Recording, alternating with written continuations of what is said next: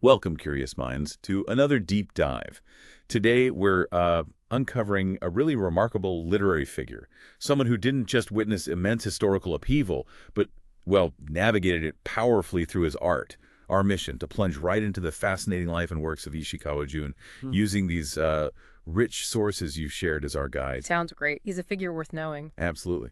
So we're setting the stage for a writer born in 1899, Tokyo. His life spanned Japan's rapid modernization Meiji, Taishu, Showa eras. Just incredible change. Right, a whirlwind. And his unique approach to literature, always pushing boundaries, it still resonates.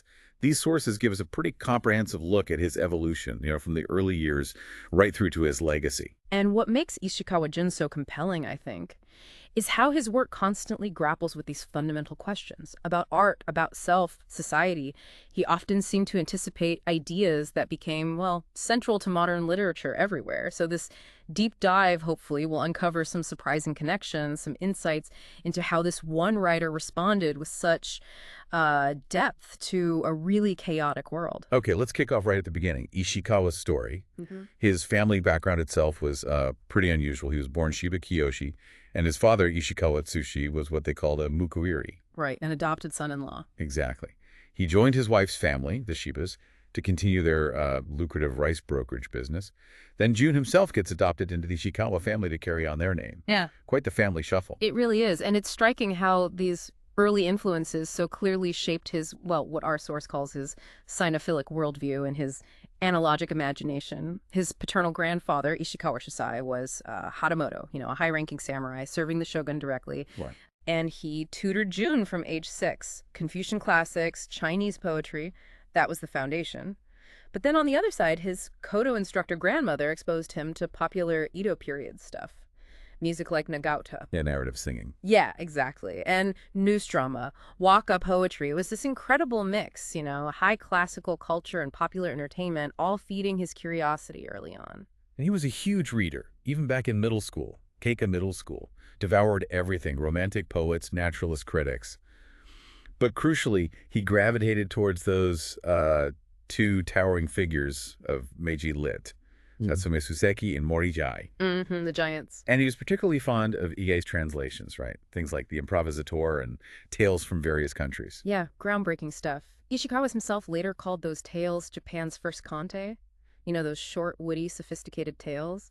He saw their importance. You can almost picture him as a kid, roaming Tokyo Shidamachi district with his friend Takahashi Kunitaro, exploring the Roku Entertainment District. It sounds so vibrant. Movie theaters, kabuki, rakugo, kudan.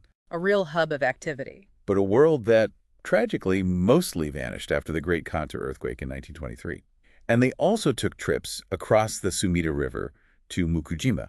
That's where they met Akira Ujaku, the leftist activist. Right. Got exposed to socialism, Shingeki theater, the modern stuff. And also the antiquarian Owashima Kangetsu. Yeah, who introduced them to Edo treasures, like Ilhara Saikaku's floating world novellas. That whole rich, lost world. It's something Ishikawa lamented later, didn't he? In that 77 essay, Pleasure Viewing on the Sumida River. Absolutely. And there's this pivotal encounter from that time that really shows you something core about his genius. At just 16, he meets the great Taishu modernist Akutagawa Rinnosuke. No kidding, Akutagawa. Yeah, and Akutagawa actually praised one of his stories. Imagine that boost. Then, a few years later, just pure chance, he bumps into his idol, Mori Gai, on a train. And this encounter immediately makes Ishikawa recall this specific Kanbun passage, a classical Chinese text about Ouyang Shu. What's amazing is how it shows his natural instinct. He's always filtering immediate experience through these past classical models, these cultural phenomena. That analogic imagination the source mentioned. Exactly. And his sinocentric outlook, it's like he was hardwired to connect the now with the then, especially with Chinese and Japanese intellectual history. So from there, he heads off to study French literature at the Tokyo School of Foreign Languages. And get this, he read Romain Rolland's 10-volume Jean Christophe entirely in French. That is dedication, serious dedication. Right. He even acted in Moliere's Scapin the Schemer. It really is something. And it makes you wonder, with all this reading, European ideas mixing with his classical foundation, what philosophical concepts really started to stick for him then? Well, the sources point pretty strongly to his discovery of Sugi Sake, Japan's leading anarchist. Oh, Sugi. Yeah. Ishikawa later recalled learning the notion of spirit seishin from Sugi. And this concept of seishin spirit versus shinri, the sort of individual ego, that becomes a core conflict, an antinomy in his writing. We'll see it pop up again and again. Okay, so after graduating, he gives the conventional life a shot. Bank of Japan, following his father, his grandfather. The expected path. But it was clearly not to his liking, as the source puts It's it. understatement, probably. He quit pretty fast, taught French, and really started living as this literary nomad. His early pieces, these Shusaku apprentice works, they were published in Gendai Bungaku, one of those small coterie magazines. Right, exclusive little literary circles. And initially, those pieces showed an interest in socialist realism, which was gaining ground then. Yeah, that was in the air. But then something pivotal happens around 1922. His discovery of French symbolism. Okay. And that prompts him to basically abandon socialist realism. He starts cultivating this distinctly modernist style. Our source uses this phrase, deep, surface, reflexive, and figural mediation. Which sounds intense. It does. But basically, it means his writing became incredibly self-aware. It wasn't just telling a story. It was constantly pointing out how it was telling the story, playing with meaning, challenging you to look deeper, like a magician showing you the mechanics of the trick while doing it makes you appreciate the craft more. Okay, I get that. And his essays back then for Nihon Shijin, they dug into these key dualisms, life art, tradition modernity, fact myth, prose poetry, you name it. He had this unique way of taking apart these binaries, not just seeing them as opposites. He even critiqued Anatole France, and a word from Charles Louis Philippe, for not embracing man's state of nature, or les barbares, the sort of raw, untamed human element. And then comes September 1st, 1923, the Great Kantō Earthquake.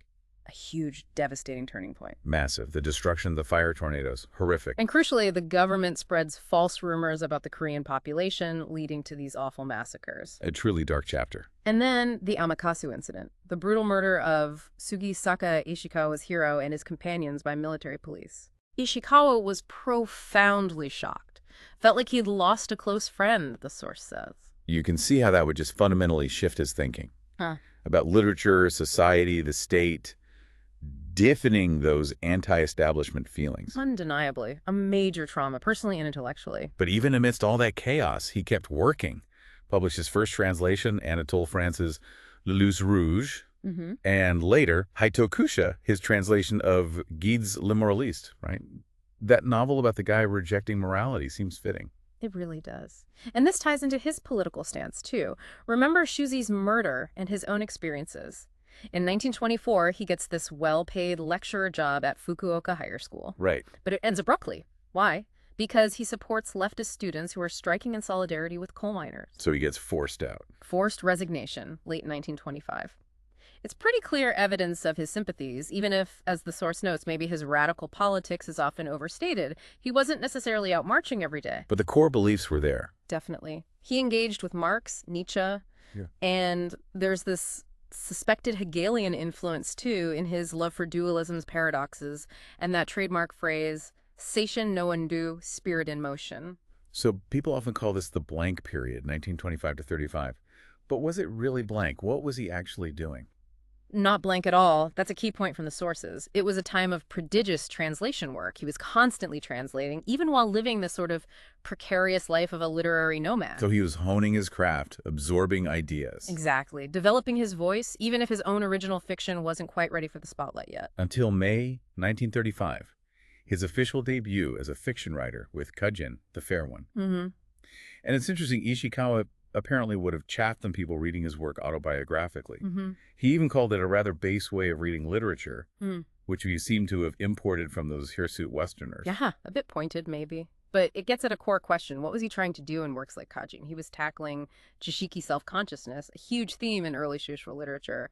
Moving beyond that stable modern self of Meiji Lit. Precisely. Yeah. Towards something more unstable, fluid, permeable. He used experimental techniques, stream of consciousness, synesthesia.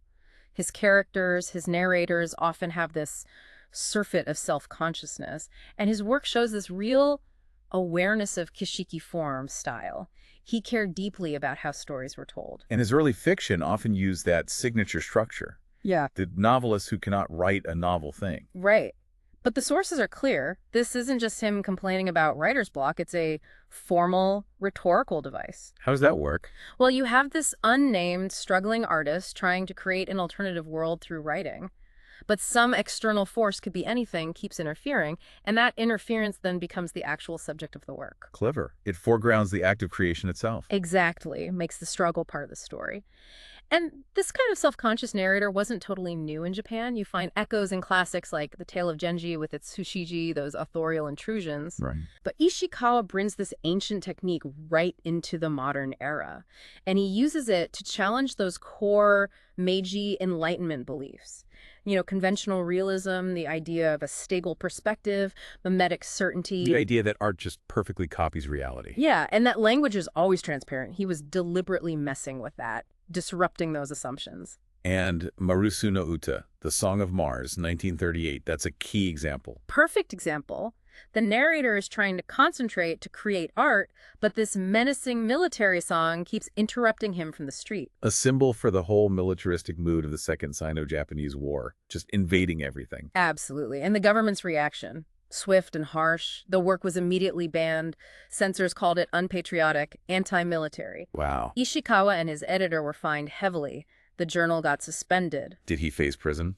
He was spared, apparently only because the powerful literary figure Kikuchi-kan intervened. Incredible pressure. And that experience must have had a huge impact. Two immediate effects, the sources say. First, his subsequent works are often set in the distant past. Direct commentary on the present was just too dangerous. Makes sense. Second, he develops this really complex style, a recondite neoclassical prose style. Critics call it his tukai, or mystification style. To get around the censors. Pretty much.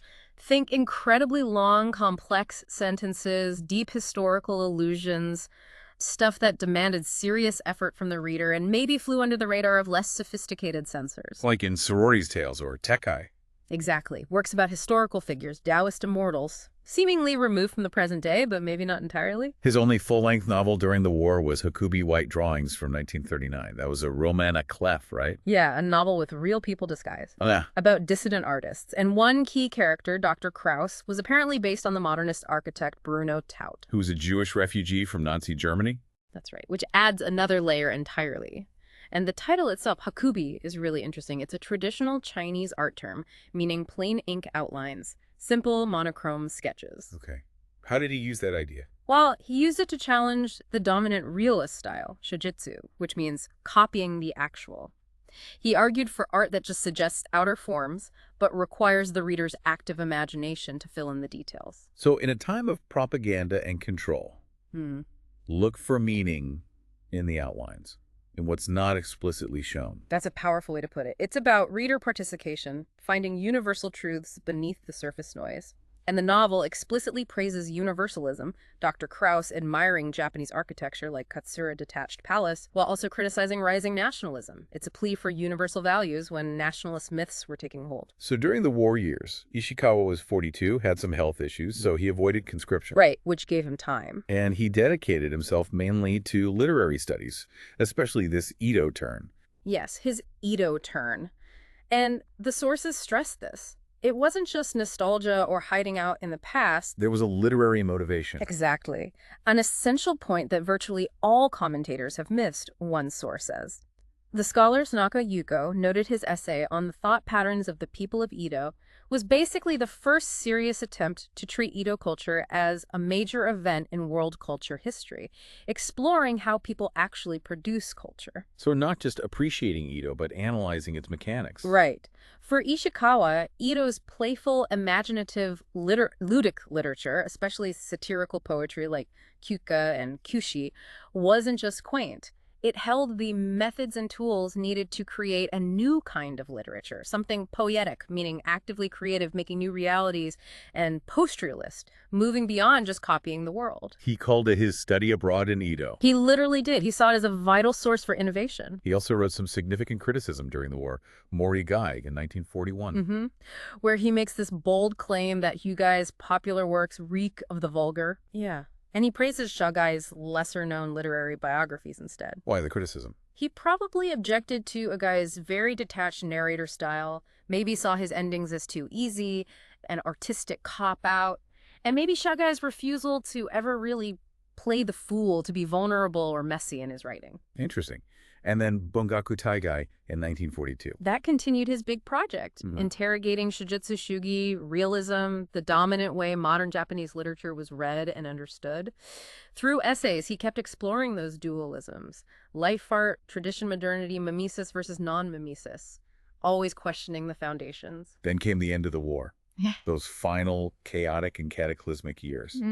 Ishikawa actually survived the Tokyo firebombings, Incredible. then wandered the country like a vagabond, ending up in Toyama Prefecture on the very night Japan surrendered. What a journey. It really underscores his resilience, doesn't it? And right after the defeat, boom, this massive creative spurt. His post-war work dives right into it. Historical memory, national trauma, collective guilt, spiritual rebirth from the ruins. He didn't look away. And powerfully so. Moon Gems in 46, using a crippled girl and a bicycle as symbols of spiritual transfiguration amidst the bombing ruins. Yeah. Gundensetsu, The Legend of Gold, also 46. That was the novel that got banned by the GHQ. Correct. The Allied occupation censors banned it because it hinted at a sexual encounter between a Japanese woman and a black GI. Shows you the sensitivities of the time. Definitely. And Yakato no Isu, Jesus of the Ruins, again 46, featuring this grotesque war orphan offering salvation to the Yakato Sedai. The generation of the burnt-out ruins, Japan's version of Germany's rubble children. Stark, powerful imagery. Then around 1949, his style shifts again, away from that verbose first-person monological style. Yeah, it becomes more streamlined, vernacular, often third person. And this leads him into these allegorical fantasies and new takes on classic works like Ugetsu Monogatari, even the ancient Kojiki, reinterpreting the canon. And during this period, he wrote that weekly essay series for the Asahi Shinbun. Oh yeah, under the pen name Izai-sensei, Master Barbarous, roughly. Pastor Barbarous. Inspired by the philosopher Elaine. 7 installments covering everything: history, art, geopolitics, revolution, just showed his incredible range as a thinker. A real high point of his post-war fiction seems to be Shion Monogatari Asters from 1956, described as a Nietzschean allegory, dealing with heavy themes: war responsibility, trauma, memory, amnesia, the Cold War, nuclear threat, evil itself. Incredibly ambitious, and still resonates, absolutely. It features this really compelling dualism. You've got Haida, the hermit who wants to forget history, surrounds himself with forgetting grasses. Wants to erase the past. Right. Versus Muniori, this ruthless figure who wants to remember his atrocities by planting asters, flowers of remembrance. Opposite impulses. Seemingly. But then in the climax, they're revealed as these uncanny mirror images. Muniori declares, Haida is myself. Wow. It suggests this really unsettling idea that maybe good and evil aren't opposites, but are somehow connected, correlative. Makes you really grapple with how we deal with the past. Forgetting versus remembering, what's the path forward? Heavy stuff. Yeah. And his later work just kept coming. Diverse genres, eccentrics, myths, picaresque novels, plays. Incredibly prolific. Shura, Warring Demons, Donald Keene called that his most accomplished work. And Ishikawa wasn't just a writer shut away in his study. Yeah. He was a major public intellectual. Absolutely. He won the Japan Art Academy Award, was an Akutagawa Prize judge, but also showed real courage in public stands. 2 key moments. 1967, during Mao's Cultural Revolution, he goes to China with Kawabata, Mishima, others. The big names. To present this appeal to protect autonomy of scholarship and art. Took guts. Definitely. And then in 1975, he testifies before the Supreme Court of Japan defending the writer Nosaka Akiyuki against pornography charges, standing up for artistic freedom. A consistent commitment throughout his life, it seems. Very much so. He kept getting awards. Yeah. Yomiuri Literary Prize, Asahi Prize for his Edo essays. Yeah. And he died in 1987, 88 years old, still writing. A remarkable life dedicated to literature and thought. So, wrapping this up, Ishikawa Jun's journey is just extraordinary. From that childhood steeped in Chinese classics and Edo pop culture, navigating this constantly shifting literary world shaped by war, censorship, personal conviction, he really emerges as this towering figure who never stopped pushing the boundaries of the novel. Yeah, his constant interrogation, that questioning of the dominant ways literature was understood, and his deep dives into self-consciousness, those dualisms, the power of language itself, it all makes him feel incredibly relevant today. He really reminds you that art isn't just holding up a mirror, it's an act of creation, of engaging with the world, challenging us to look deeper. So maybe a final thought for everyone listening: Ishikawa's journey, from that conventional path he quickly abandoned to becoming this literary nomad, mastering that mystification style during wartime. Kind of begs the question, doesn't it? In our own world, facing even different kinds of information overload, different external pressures, how might we, like Ishikawa, find new ways? New ways to express complex truths, to challenge assumptions, and to keep that spirit, that sesshin, in motion. Something to think about.